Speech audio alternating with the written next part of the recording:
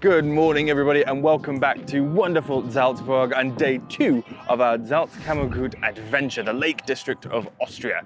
It's going to be a fantastic day, but I do hope you watched yesterday because we're not covering Salzburg today. No. We only give it one day on our itinerary, so we did Ben's greatest hits all in our previous video, so I really do hope you've watched it. Now, as for today, the itinerary, we're keeping it pretty light because we actually have to go get the car, we have to drive into the Lake District, it's going to take a minute, and then we're going to cap the day off by settling down in Traunsee. It's going to be our base of operations for the next week or so, and then we're going to be enjoying Traunsee. Let's have some good footage of that. For now though, if you did watch yesterday's video, and I hope you did, then we actually had a little bit of structured spontaneity where we walked along this riverside and found a really beautiful cafe. And considering the hotel was having a bit of a laugh, trying to charge us 27 euros per person for breakfast, let's go have a walk. Let's go get breakfast at that cool little cafe.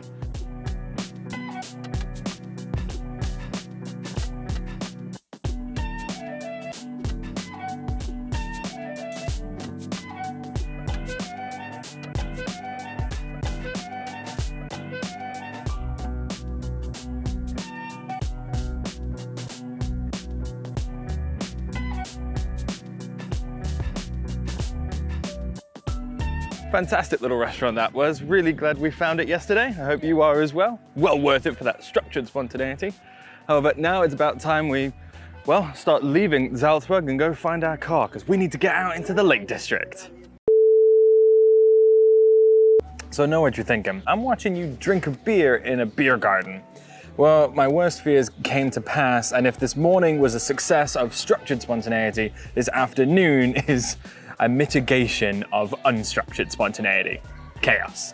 As the booking actually did have a few problems in it, and so we've been delayed by about 4.5–5 hours until we get our car. And we need to roll with the punches and do something. So we hopped in a taxi and came to the Stiegl Brauwelt, the brewery world and beer garden. It's the official brewery of Salzburg, and it should be, honestly, a lot of fun. The great thing about going to brewery beer gardens is their tap selection, especially if you're interested in their seasonal varieties. Camille got a raspberry radler, and myself, I just went with the Stiegl Spezial. After we finished our food, we moved over to the museum where the highlight has just got to be when God teaches you how to brew.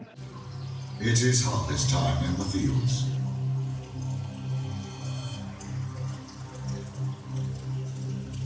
From there, there's just a really wonderful and delightful selection of memorabilia for Stiegl throughout the years, from beer glasses to their different logos on their coasters and everything in between. It was a lot of fun. And if you don't mind my hot take, I enjoyed it a whole lot more than the Guinness Museum in Dublin. A lot less flashy, but a whole lot more quaint.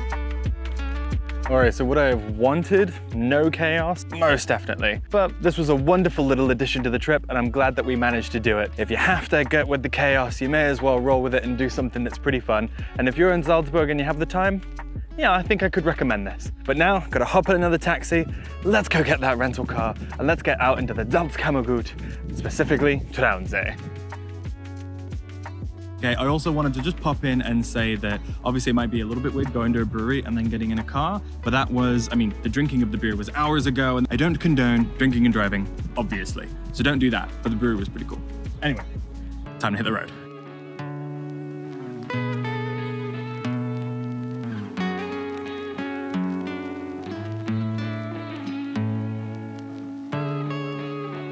All right, we have made it to Traunkirchen here on the absolutely stunning Traunsee. That only took about an hour and a half of driving, and what a beautiful, smooth drive it was. Love those Austrian roads. However, I am a bit shattered after today's ups and downs, so let's best check in, get settled. I might just head to bed. I'll see you tomorrow.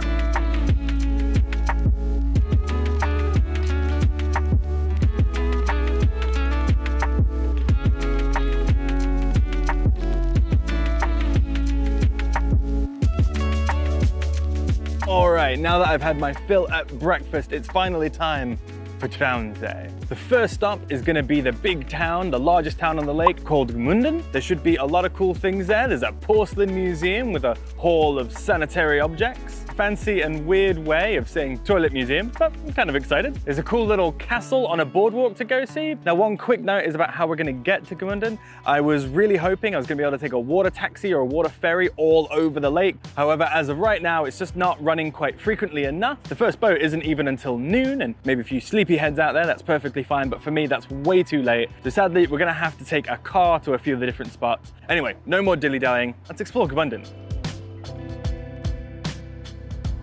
So since we're in a car, let's talk about parking. Gmunden has a pretty decent amount of it, with short-term options clustered in the town centre and all-day lots a little further out, which is where I'll be parking, as I don't want to worry about that meter and the walk along the lakeside looks pretty lovely to me. But you do you. Now then, about this museum. Gmunden is famous far and wide for its porcelain, and what's the most famous porcelain object of them all? Toilets. So that's what this museum is ultimately about. Sure, there's marvellous mugs, steins, plates and historical diagrams, but let's be real, we're here for the fancy urinals and tasteful poop bowls, which complements the mining and porcelain manufacturing exhibits wonderfully.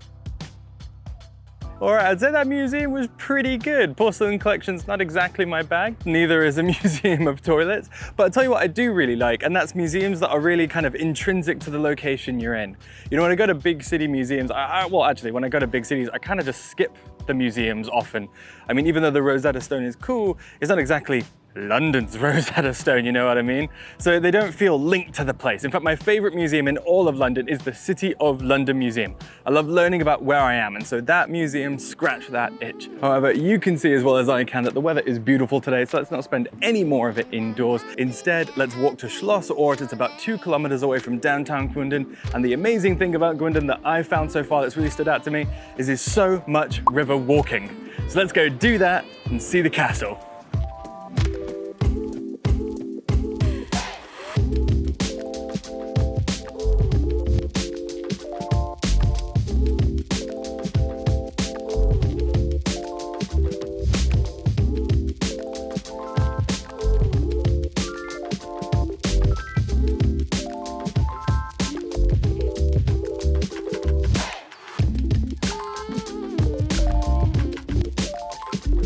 Alright, so I think that pretty much does it for the castle. It's a shame the beer garden back there is closed, but hey, when you're in Traunsee, you're never too far from a frosty one, so we'll be able to fix that in a little bit.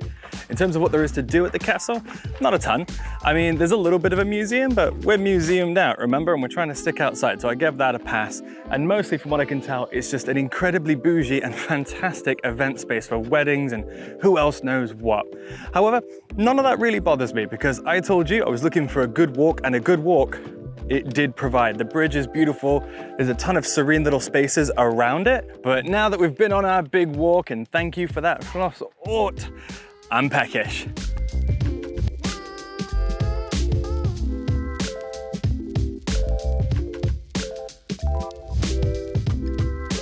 Okay, check it out. We need to be quick because this boat just arrived, and in 15 minutes it's heading to Hoisn, which just so happens to be exactly where I want to go. There's going to be a fantastic little hike over there. I was planning on driving, but ask me which option I would prefer. With that being said, we need to be fast. We need to get some water, we need to get some supplies, then we need to get on this ship. Do I know how we're going to get back to Gmunden? No, I think this might be the last one of the day at 2:45, who'd have thought? So we're gonna have to stay tuned to figure out how we get back from Hoisn to Gmunden, but I'll worry about that later. Okay, so we've got 3 minutes left, but we have our supplies. Let's buy our tickets now, and we're gonna risk it for the biscuit. Still worried about getting back, but that's okay.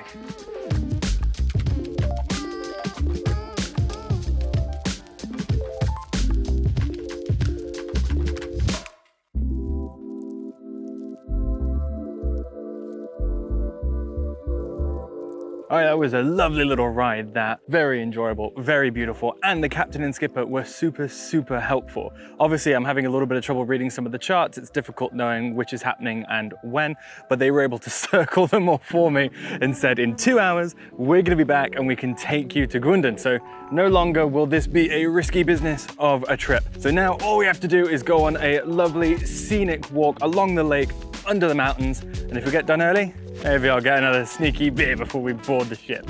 All right, let's get walking.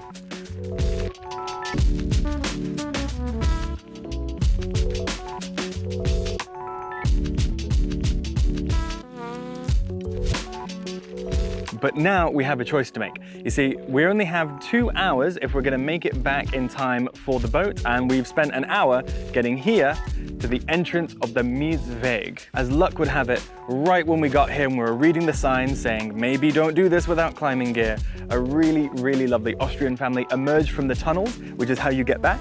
You go over the hills through the stairs and back through the tunnels, and they said, don't worry, that's just a bunch of legalese trying to cover all the bases. You'll be perfectly fine. They did it with their kids, with a dog, and with a baby on their back, so we should be just fine. However, that does leave an issue with time. That's right, guys. We're going to miss our return journey on that boat on purpose. Camille's a bit nervous, I'm a bit nervous, but this just looks like a hike I cannot pass up, and I'm sure we'll be able to find a taxi or something to take us back to Gmunden. So now, let's hike the stairs of Sirathungal and have a jolly old adventure.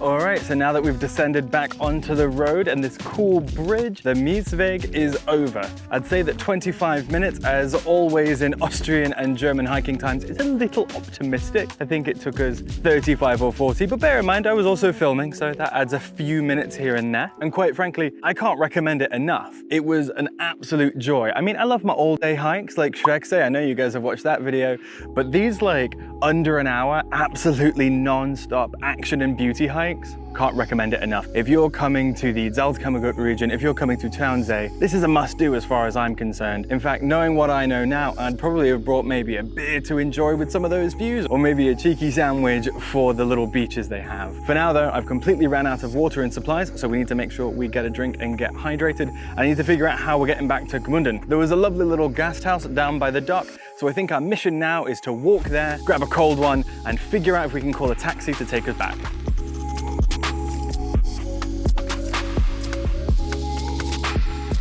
Also, did I mention that the route back is through these cool, spooky little tunnels? Well, I did now.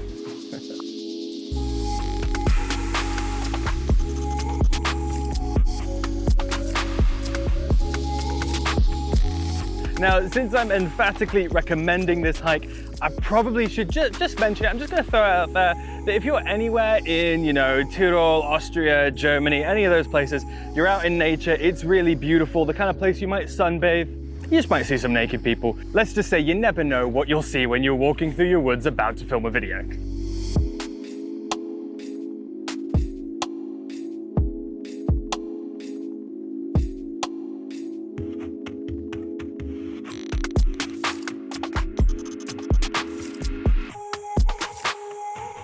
Well, I think I'd call that mission successful so far. Still don't exactly know how we're getting back to Gmunden, but I'm sure we'll figure it out. But for now, I'm a little bit tired, so if you don't mind, I'm going to savor my drink by the lake. I'll see you back in Gmunden, and I'll tell you how we did it then.